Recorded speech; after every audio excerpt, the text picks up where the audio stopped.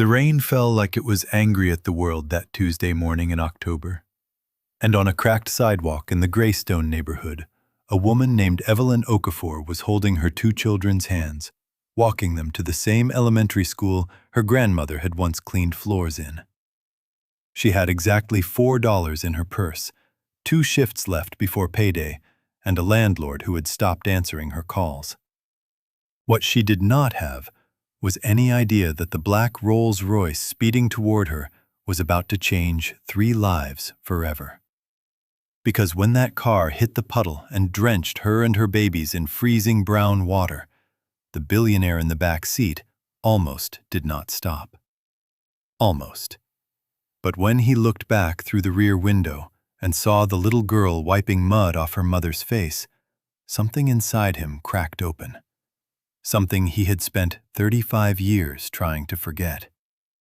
And by the end of that day, an empire worth $4.2 billion would be brought to its knees by a name written on a cafeteria worker's uniform. Harrison Devereaux did not usually take Halsted Street. His driver, Jerome, had been with him for 11 years, and Jerome knew the boss preferred the expressway, the tinted window tunnel from his penthouse in the Gold Coast straight to the mirrored tower of Devereaux Capital downtown. But that morning, there had been an accident on the ramp, a jackknifed semi spilling flour across 3 lanes, and Jerome had made the call to cut through the old neighborhood.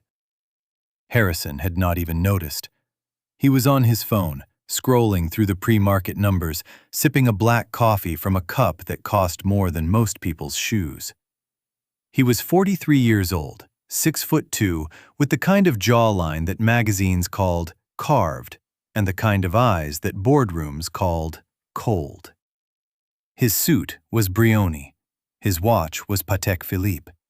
His last quarterly bonus had been $14 million, and he had spent none of it, because he could not think of anything he wanted. The rain was heavy, the kind of rain that made the whole city look like it was crying. Jerome slowed for a red light on the corner of Halsted and 63rd, and Harrison looked up for the first time. Out the window, he saw a woman. She was black, mid-30s maybe, tall and thin, wearing a cheap gray raincoat that was too small for her.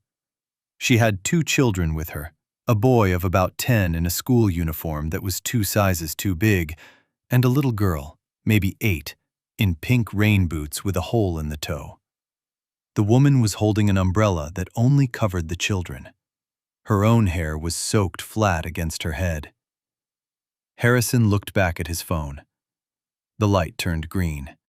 Jerome pressed the accelerator, and the Rolls-Royce Phantom, weighing nearly 6,000 pounds, rolled forward through a pothole the size of a dinner plate, filled to the brim with cold October rainwater.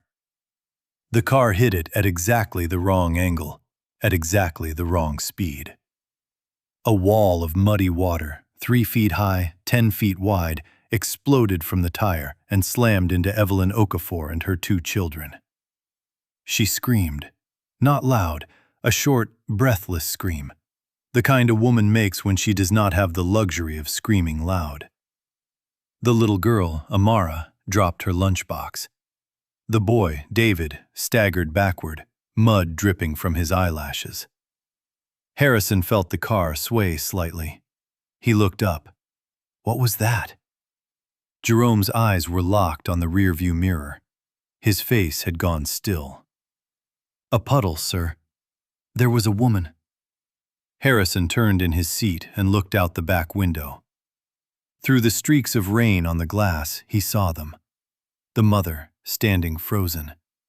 The little boy, staring down at his ruined uniform. And the little girl, Amara, reaching up with the sleeve of her own soaked coat to wipe a streak of brown mud off her mother's cheek. Harrison stared for exactly 4 seconds. Then he turned back around. Keep driving. Sir? I said keep driving, Jerome. We're already late. Jerome hesitated. 11 years he had driven this man. He had seen him close billion-dollar deals over lunch, fire executives without blinking, walk past homeless veterans on the courthouse steps without slowing his stride.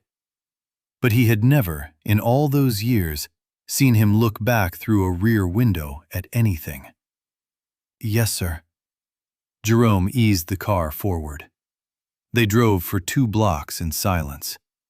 Harrison tried to look at his phone. The numbers on the screen blurred. He kept seeing it. That little girl's arm reaching up. The mother's face. Not angry, not even sad, just tired. The kind of tired that lived in the bones. And then, without warning, he saw something else. He saw himself. He saw a 7-year-old boy in a soaked uniform standing on a sidewalk in the Greystone neighborhood 36 years ago. He saw his own mother, Dolores Devereaux, before the cancer took her, holding his hand outside Greystone Elementary. He saw the puddle. He saw the black Cadillac that had splashed them. He saw his mother crying quietly on the sidewalk while a fat man in the back seat had rolled down his window, laughed, and driven away. He remembered promising himself, at 7 years old, that he would never be that man. Harrison's coffee cup began to shake in his hand. "Jerome?" "Sir?" "Turn around." "Sir?" "Turn the car around. Now." Jerome did not question it. He did a U-turn in the middle of Halsted Street, tires hissing on the wet pavement, and drove them back to the corner where the woman and her children still stood. They had moved under the awning of a boarded-up laundromat. The mother was on her knees, wiping her daughter's face with the corner of her own soaked raincoat. Harrison opened the door before the car had fully stopped. He stepped out into the rain. His $3,000 Berluti shoes sank into a puddle. He did not notice. He walked toward them, and he did not know what he was going to say. Evelyn Okafor saw him coming, and she stood up fast. She pulled her children behind her, a reflex older than she was. A reflex her mother had taught her, and her mother's mother had taught her mother. When a tall man in an expensive coat walks toward you in this neighborhood, you put the children behind you. Harrison stopped 6 feet away. He held up both hands, palms out, the way a man does when he is trying to convince a stray dog he is not dangerous. "Ma'am, I am so sorry." His voice cracked. It actually cracked, and Harrison had not heard his own voice crack in 25 years. "That was my car. I was in the back. I should have stopped. I am so sorry." Evelyn stared at him. Her lip was trembling slightly, but her eyes were steady. She was calculating, Harrison realized. She was calculating whether this man was dangerous, whether the apology was real, whether accepting it would cost her something later. "It's fine," she said. Her voice was low and flat. "Accidents happen." It wasn't an accident. Harrison surprised himself by saying it. "I saw you. I saw you standing there, and I told my driver to keep going. And then I remembered. I remembered something, and I came back. It was not an accident. I was the accident. I am sorry." The little boy, David, tugged on his mother's coat. "Mom, we're going to be late." Evelyn looked down at her son, then at her daughter, whose pink rain boot was now full of muddy water, then back at Harrison. "Look, mister, I appreciate the apology. I really do. But my kids need to get to school, and I need to get to work. And standing here in the rain is not helping any of us. Let me drive you." The words were out before Harrison could think about them. Evelyn actually laughed. It was a short, sharp sound, without humor. "No, thank you. Please, it's still raining. Your children are soaked. My car is right there. Let me at least get them to school dry." "Mister, I don't know you." "My name is Harrison Devereaux." The name landed between them. Evelyn's eyes narrowed slightly. She knew the name. Everyone in this neighborhood knew the name. Devereaux Capital had been buying up buildings on Halsted Street for 2 years. There were signs on half the storefronts. Greystone Redevelopment Zone, property of Devereaux Capital. Her own apartment building, the 4-story brick walk-up on 61st and Peoria, where she had lived for 11 years, had one of those signs on the front door since March. "I know who you are," she said quietly. "Then you know I have the money to buy you 3 new coats and a new lunchbox and drive you to school in a car that costs more than this whole block. Please, let me do this." The little girl, Amara, stepped out from behind her mother. She looked up at Harrison with enormous brown eyes, and she tilted her head to the side. "Mom," she said, without breaking eye contact with Harrison. "People with big cars are either very important or very lost." Harrison felt something twist inside his chest. Evelyn put a hand on her daughter's shoulder. "Amara, hush." "I'm not being rude, Mom. I'm just saying." Harrison crouched down so he was at Amara's eye level. Water dripped from his hair down his nose. "You know what, sweetheart? I think you're right. I think I've been lost for a very long time." He looked up at Evelyn. "Please, let me drive them. And then let me drive you to work. Just today. Just because of what I did." Evelyn Okafor was a proud woman. Pride was one of the few things she had inherited from her grandmother, and she wore it like armor. But she was also a practical woman, and her daughter was shivering. And her son had a math test at 8:30. And her supervisor at Roosevelt Elementary had already given her 2 warnings about being late. "Just today," she said. "Just today," Harrison agreed. The 4 of them climbed into the back of the Rolls-Royce. Amara gasped at the cream-colored leather. David tried to be cool about it, but his eyes kept drifting to the little screen in the back of the front seat. Evelyn sat with her hands in her lap, her back straight, refusing to lean back against the cushions because she did not want to leave a wet mark on them. Harrison noticed. "Ma'am, please, lean back. It's just a car." "It's not just a car." "You're right. It's not." He turned to Jerome. "Roosevelt Elementary first. And Jerome, turn the heat up. All the way." Jerome, whose eyes had been meeting Harrison's in the rearview mirror with an expression of quiet astonishment for the last 90 seconds, nodded. "Yes, sir." They pulled away from the curb. Harrison tried not to stare, but he could not help it. The mother, Evelyn, was strikingly beautiful in a way that had nothing to do with makeup, because she was not wearing any.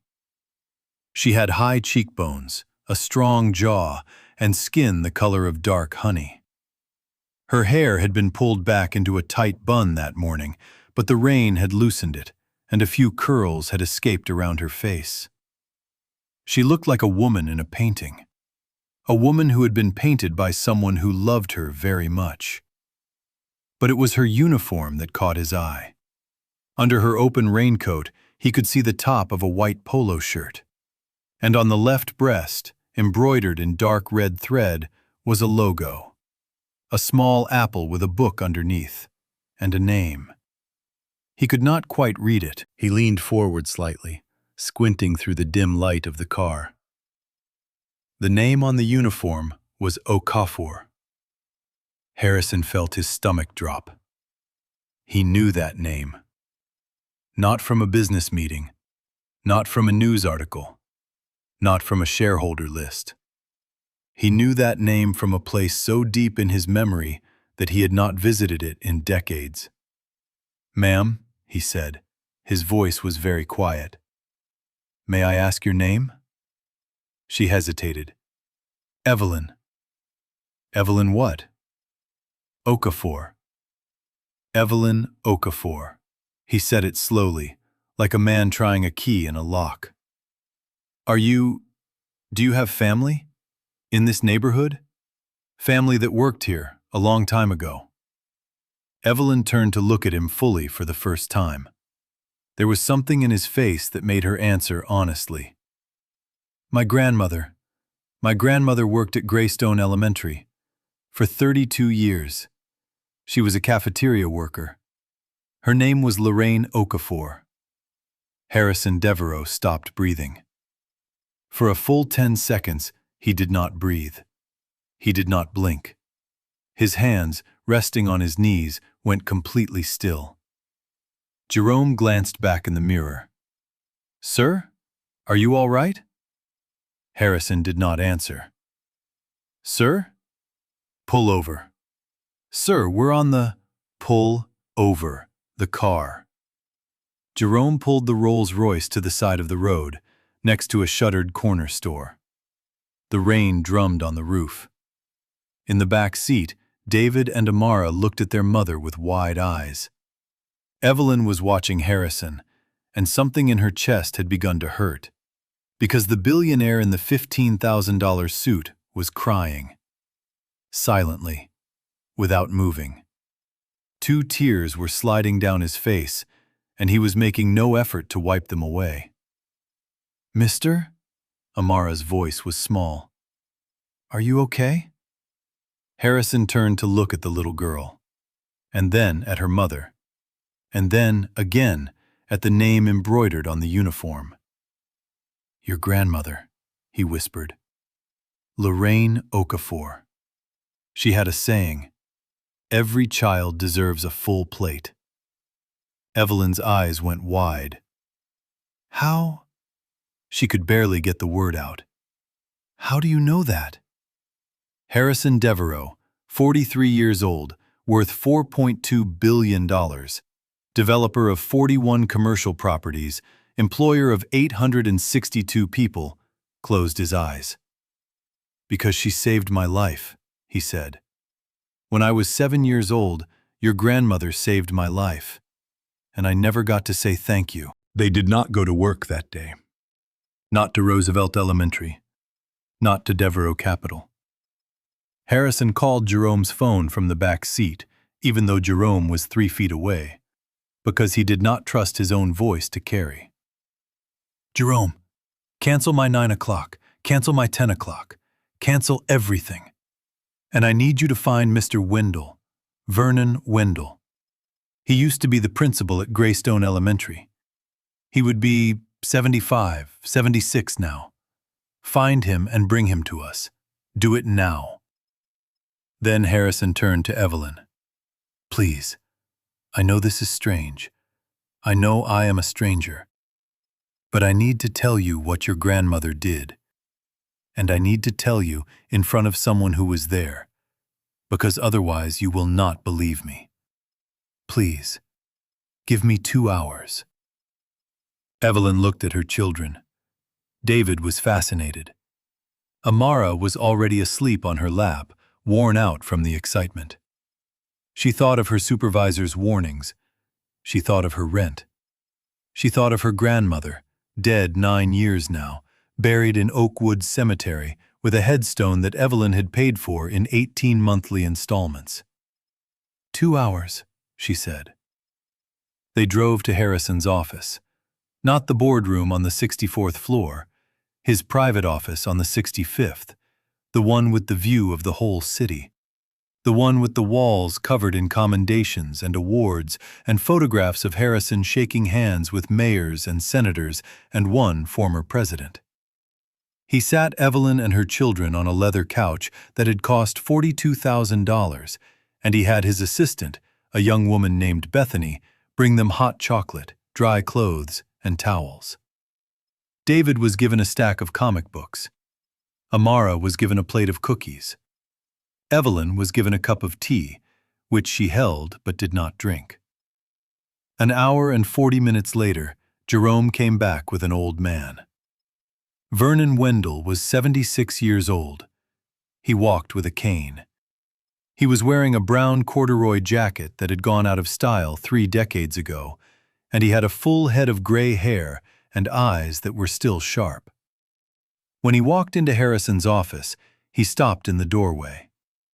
He looked at Harrison. Then he looked at Evelyn. Then at the two children. And then his eyes filled with tears. "My God," he whispered. "That's her granddaughter, isn't it? That's Lorraine's granddaughter." Evelyn stood up. "You knew my grandmother, sir?" Mr. Wendell crossed the room slowly, using his cane. He reached out and took Evelyn's hand in both of his, and he held it. His hands were shaking. "Child," he said, "your grandmother was the greatest woman I ever knew. And this young man does not know the half of what she did for him." "Sit down, sit down. I'm going to tell you both the story." They sat. Mr. Wendell lowered himself into a chair. He took a long breath.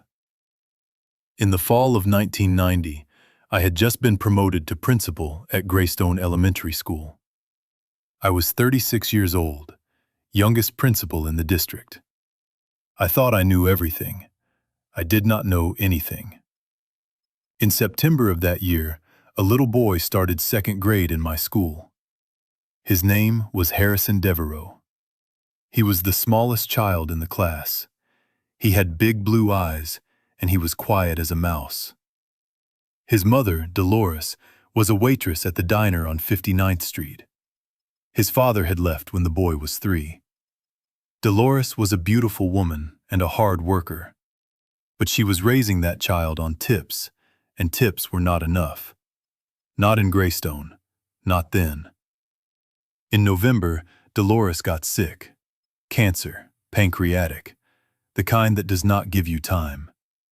She kept working because she did not have insurance, and she did not have savings, and if she stopped working, her boy did not eat. By December, she could barely stand. By January, she was gone. Harrison was 7 years old, and he was an orphan. Mr. Wendell's voice caught. He cleared his throat. Harrison was staring at the floor. Evelyn had one hand over her mouth. His mother's sister took him in, but she had 4 children of her own, and she lived in a 1-bedroom apartment, and she drank. Harrison ate 1 meal a day, and that meal was the free lunch at Greystone Elementary. Chicken nuggets on Monday, spaghetti on Tuesday, a sad little slice of pizza on Friday. That was it. That was what stood between him and starvation. And then a woman named Lorraine Okafor started paying attention. He turned to Evelyn. "Your grandmother worked the lunch line, child. She had been working that same line for 15 years by then. She noticed everything. She noticed which kids were hungry, which kids were being hit at home, which kids were coming to school in shoes that did not fit. She noticed Harrison Devereaux in September of 1990, and she noticed him every single day for the next 4 years.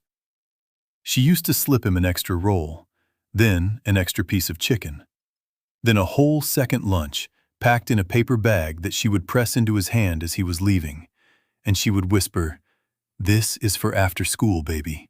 Do not tell anybody.' She was making $13 an hour. She had 4 grandchildren of her own to help feed at home, but she gave that boy a second lunch every day for 4 years, out of her own pocket. And she never once let him say thank you, because she said thank you would make him feel like a charity case, and she did not want him to feel like a charity case. She wanted him to feel like a boy." Harrison was crying now, openly.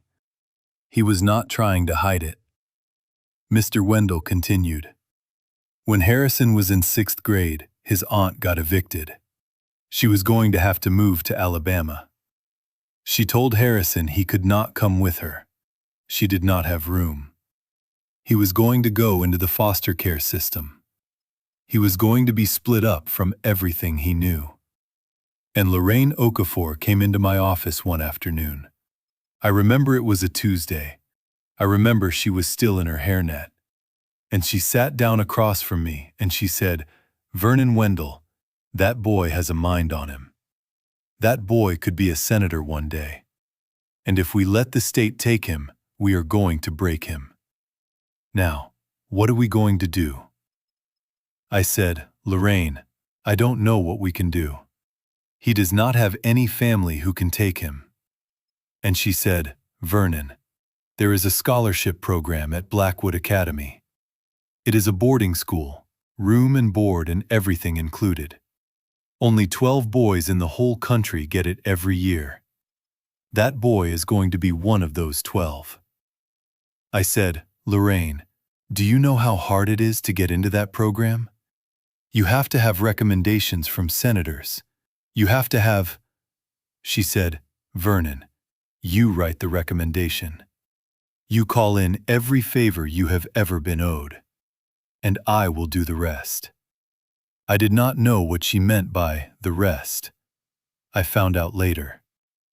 For 6 weeks, Lorraine Okafor rode 2 buses every Saturday to a public library in Hyde Park, and she taught herself how to write essays.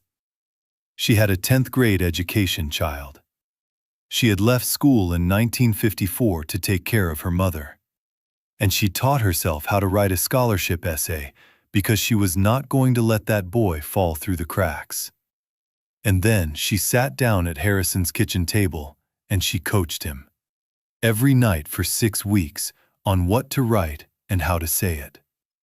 She made him rewrite his essay 11 times. 11 times. And then, 1 week before the application was due, she went to every business owner on Halsted Street. Every one. And she asked them, one by one, to write a letter of support for a 12-year-old orphan named Harrison Devereaux. She got 37 letters. 37. From the barber, from the pharmacist, from the 2 priests, from the woman who ran the flower shop, from my own mother, God rest her soul. And Harrison Devereaux got that scholarship. He was one of 12. He went to Blackwood Academy at 13 years old. He went to Yale at 18. He went to Harvard Business School at 24. And he became, well, you know what he became. Mr. Wendell gestured around the office, at the awards, at the view. And Lorraine Okafor never told him a single word of any of it. Not the extra lunches, not the essays, not the 37 letters. Nothing. I asked her once. I said, "Lorraine, why don't you ever tell him? He would want to know. He would want to thank you." And she looked at me, child, and she said, "That boy is going to be somebody. I am just clearing the road. He does not need to know who held the broom." The room was silent. Evelyn was sobbing. Not delicately, not politely. The great, gulping sobs of a woman who had loved her grandmother more than anyone in the world, and had never known, never once known, that the greatest thing the old woman had ever done was a secret she carried to her grave. David was holding his mother's hand. Amara had woken up and was staring at Harrison with those enormous eyes. Harrison Devereaux was on his knees on the office floor. He had slid down there without noticing. He was staring at the carpet, and his shoulders were shaking, and he was making a low sound that was somewhere between a moan and a prayer. "She never told me," he said. "All those years. She stood there every day and gave me my food, and she never told me. I thought I did it myself. I thought, Mr. Wendell, I got that scholarship because I was smart. I thought I earned it. I thought I built all of this because I was—" "You were smart, son." Mr. Wendell's voice was gentle. "You did earn it. That is not what she wanted to take away from you. She just wanted you to have the road. She built the road. You did the running." Harrison looked up. His face was wet. She died in 2017. Yes. I read about it. In the paper. Old cafeteria worker. 40 years of service. Community memorial. I remember thinking, that's nice. And then I turned the page. Yes. I turned the page. Yes, son. You did. Harrison put his face in his hands. Evelyn was the one who broke the silence eventually. She wiped her face with the back of her hand, took a breath, and said, Mr. Devereaux, sir, I don't know what to say. Harrison stood up, slowly. He walked over to Evelyn and he crouched down in front of her, the way he had crouched down in front of her daughter earlier that morning. You do not say anything, Evelyn. I say something, and I say it now. Everything I own, everything, the office, the buildings, the money, the cars, all of it, was built on top of what your grandmother did. There is no Devereaux capital without Lorraine Okafor. There is no me. And I am going to spend the rest of my life trying to be worth what she did. Evelyn nodded, but she could not speak.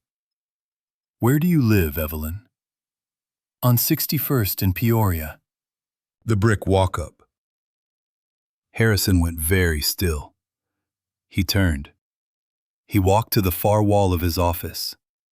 On that wall was a large architect's rendering, framed in brushed steel, with the words, Greystone Commercial Development, Phase 1 across the top.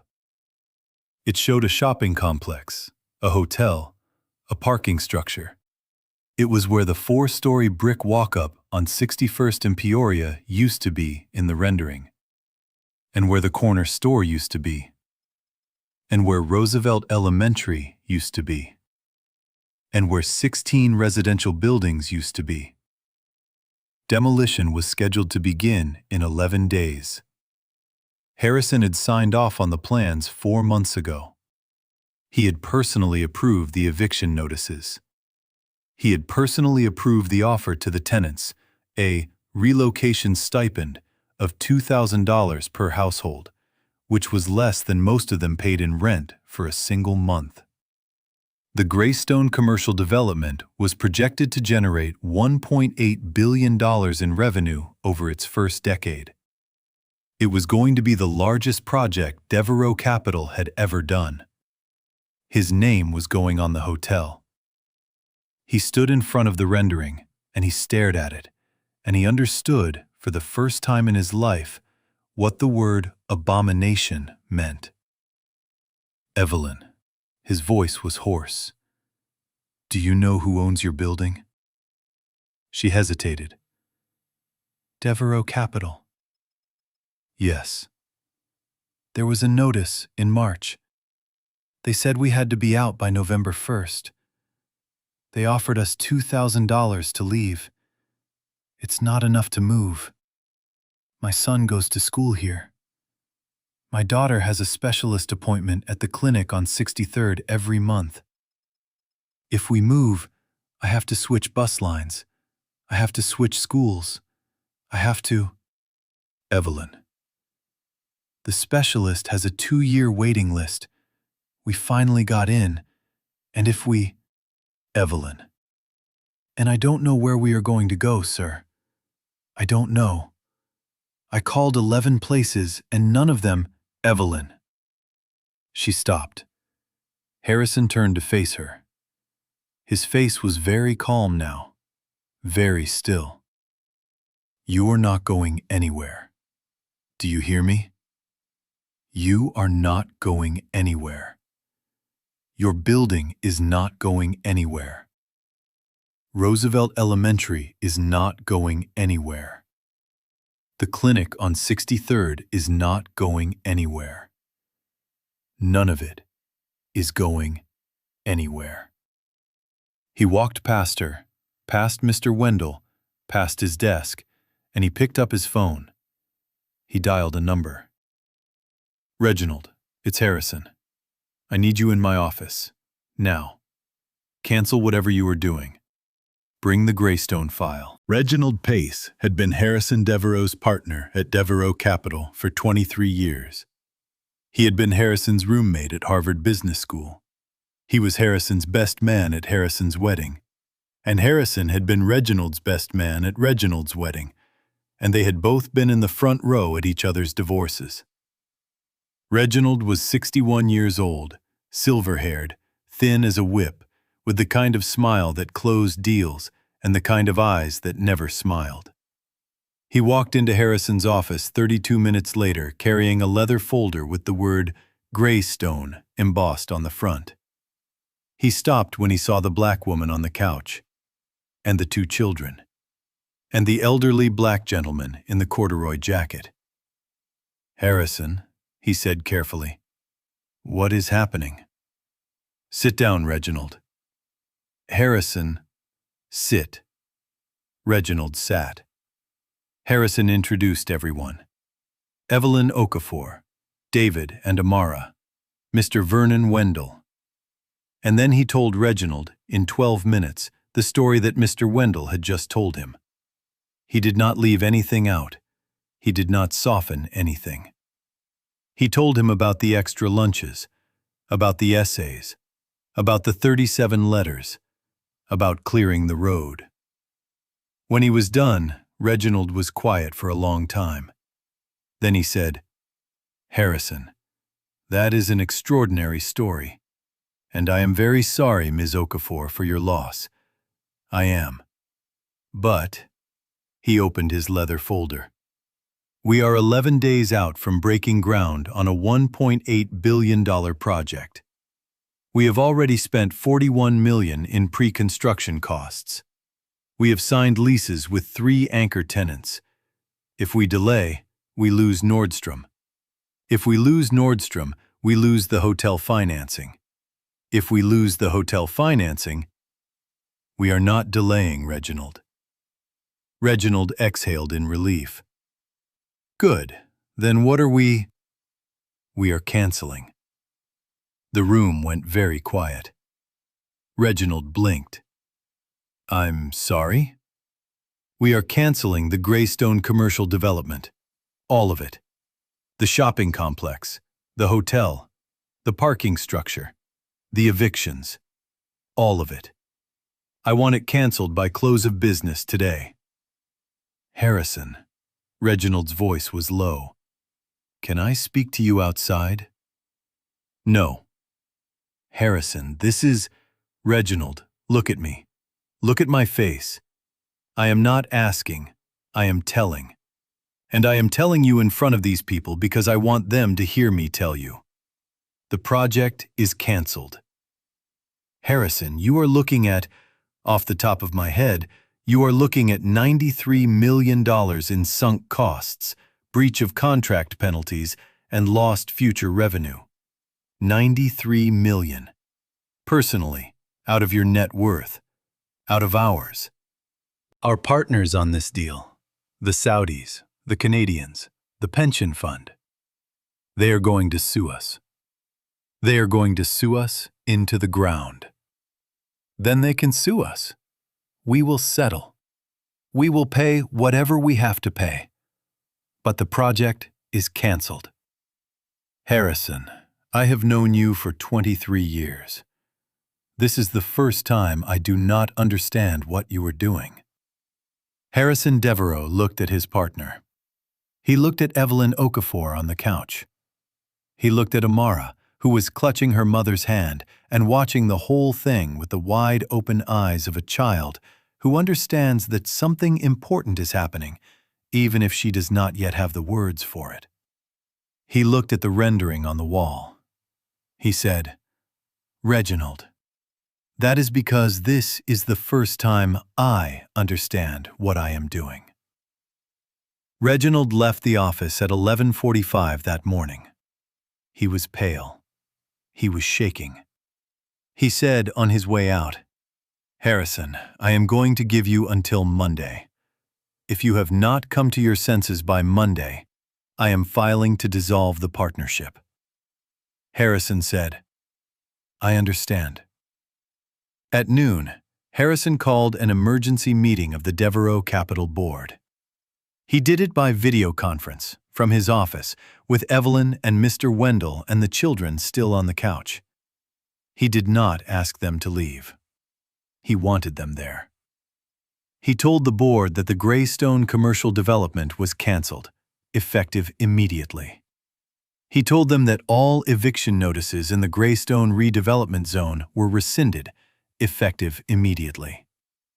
He told them that the 4-story brick walk-up on 61st and Peoria, along with the 15 other residential buildings in the zone, would be transferred at no cost to a newly created 501c3 foundation called the Lorraine Okafor Housing Trust, which would maintain the buildings as permanently affordable housing for the current tenants and their families in perpetuity.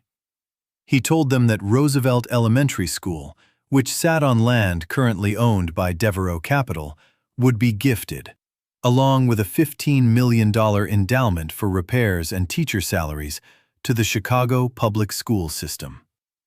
He told them that the clinic on 63rd Street would receive a $20 million grant to expand pediatric services. He told them that a scholarship fund in the name of Lorraine Okafor would be created.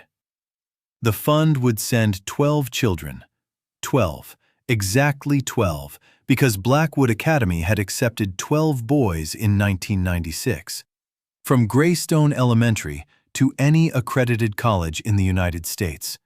Tuition and room and board fully paid, every single year, forever. The board was silent. The chairwoman, a woman named Patricia Chin, who had known Harrison for 18 years, finally said, "Harrison, are you all right?" Harrison smiled. It was the first real smile he had given in 6 years. "Patricia," he said, "I have never been more all right in my life."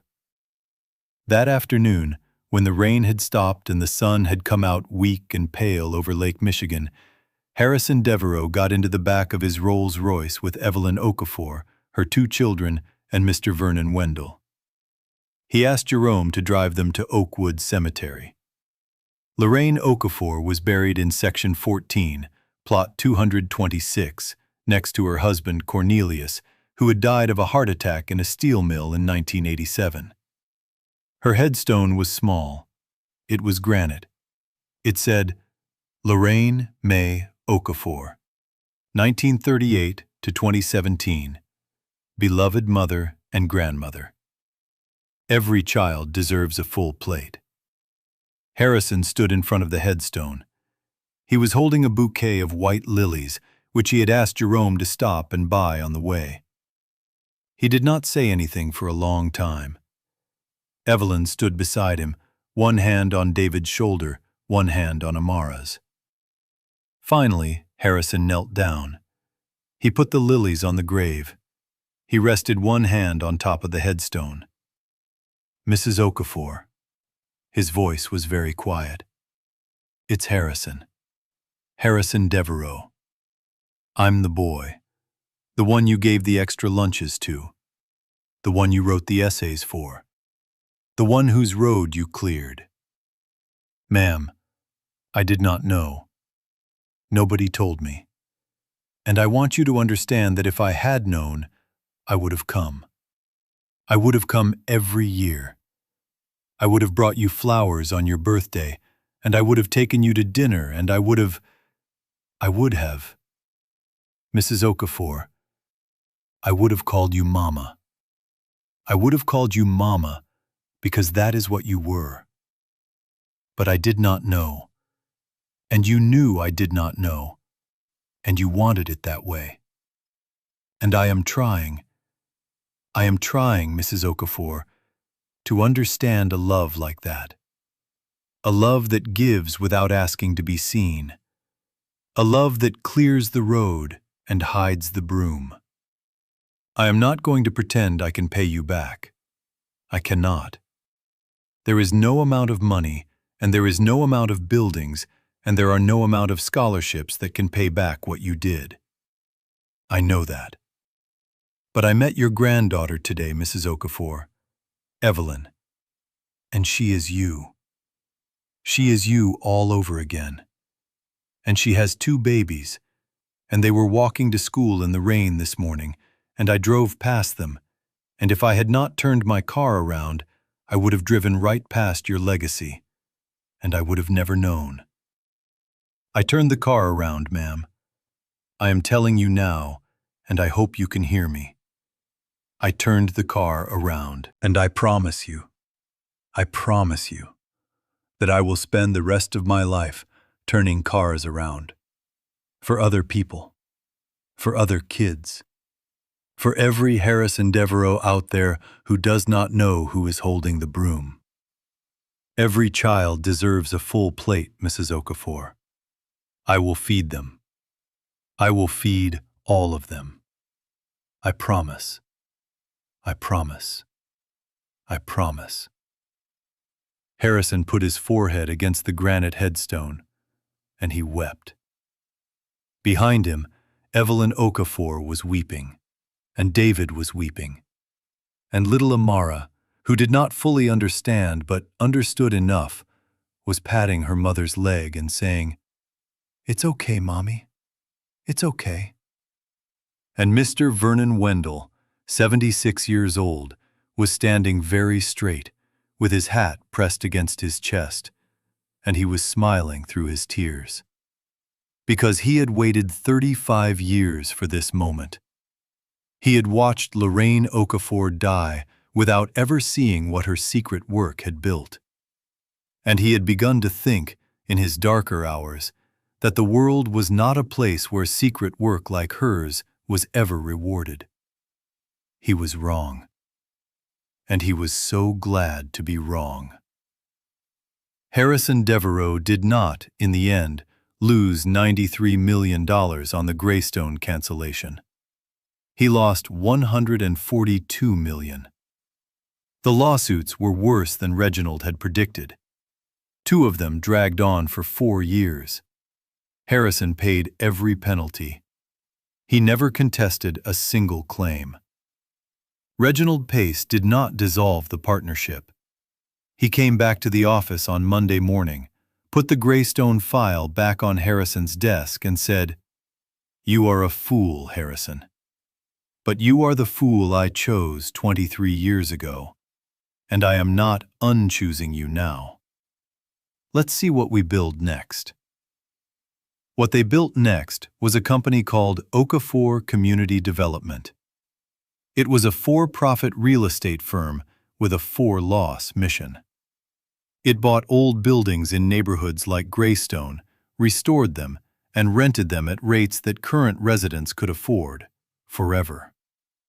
In its first 6 years, it saved 11,000 people from displacement. It lost money every single year. Harrison Devereaux did not care. Evelyn Okafor did not accept Harrison's initial offer to pay off her debts and put her in a bigger apartment. She was too proud. But she did accept his offer to send her to school. She went back to community college at 36 years old, transferred to the University of Chicago at 38, and graduated with a degree in social work at 40. She now runs the Lorraine Okafor Housing Trust. She is very good at her job. David Okafor, the little boy in the too big uniform, graduated from Blackwood Academy in 2032. He was the 15th Lorraine Okafor Scholar. He is currently a sophomore at Yale University, studying urban planning. He wants to build cities where nobody gets splashed with mud. Amara Okafor, the little girl in the pink rain boots, is now 14 years old. She still has enormous brown eyes. She still tilts her head to the side when she is figuring somebody out. She has told her mother, more than once, that when she grows up, she is going to be a lawyer, because she wants to help the people that important people forget about. Her mother thinks she is going to be a very good lawyer. Mr. Vernon Wendell lived to be 81. He spent his last 5 years on the board of the Lorraine Okafor Scholarship Fund. He picked every single one of the 12 scholars every year, personally. He said Lorraine had trained him. He said he was just doing what she would have done. He died in his sleep, in his own bed, in the same apartment on Halsted Street he had lived in for 42 years. Harrison Devereaux never married again after his divorce. He never had children of his own. But every Sunday, for the rest of his life, he had dinner at Evelyn Okafor's apartment on 61st and Peoria. The brick walk-up, the same one, the one he saved. He was, in the end, exactly what Lorraine Okafor had told Mr. Wendell he would be. He was somebody. But he was not somebody because he had built an empire. He was somebody because he had gone back and looked at the foundation.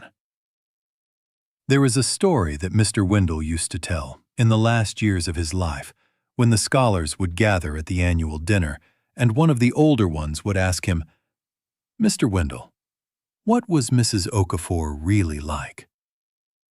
He would smile. He would say, "Lorraine Okafor was a woman who worked in a cafeteria for $41 a day. She had no power. She had no money. She had no education past the 10th grade. She had no title. She had no office. She had no assistant. She had, by every measure the world uses to measure a person, nothing. And she built one of the most important men in the state of Illinois. She built him quietly. She built him with a paper bag of chicken and a rewritten essay and 37 letters from her neighbors. She built him, and she never told him. She never told him because she did not need the credit. She only needed the boy to eat. That is the secret, children. That is the whole secret. The world tells you that you have to be seen to be worth something. The world tells you that if you do a good thing and nobody knows about it, then it did not count.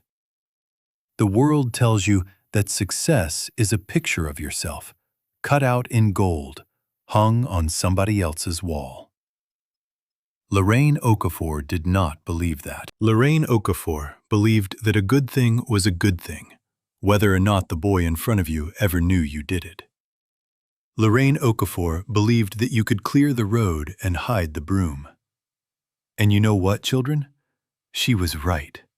She was so right. Because 35 years after she started giving that little boy an extra piece of chicken, that little boy turned his car around in the middle of Halsted Street on a rainy morning in October, and he saved a neighborhood. He did not save it because Lorraine Okafor made him. She had been dead for 8 years. She could not make him do anything. He saved it because Lorraine Okafor had planted something inside him when he was 7 years old, and it had been sleeping in there ever since. And one day, on the corner of Halsted and 63rd, a little girl named Amara wiped mud off her mother's face, and it woke up. That is what she planted. That is what a woman with no power planted inside the man who would one day have all the power. Children, if you remember nothing else from tonight, remember this. You do not have to be seen to matter. You do not have to be known to matter. You do not have to be rich or important or credited or thanked to matter. You just have to plant. You just have to plant the seed and walk away and trust that God, or the years, or the road, or whatever you believe in, will make it grow. Every child deserves a full plate, children. Now go feed them. If this story moved you, if it reminded you of someone in your life who cleared your road without ever asking for the credit, take a moment right now. Just a moment. Close your eyes. See their face. Say their name out loud. And thank them, even if they cannot hear you. Because somewhere, a Lorraine Okafor is standing on a lunch line right now, wearing a hairnet, pressing a paper bag into a child's hand, and whispering, "This is for after school, baby. Do not tell anybody." She does not want to be thanked, but she deserves to be remembered. And so do all of them. Every cafeteria worker, every janitor, every bus driver, every crossing guard, every quiet grandmother who wrote an essay 11 times because a little boy needed a road cleared. They built us, all of us. And the very least we can do, the very, very least, is turn the car around.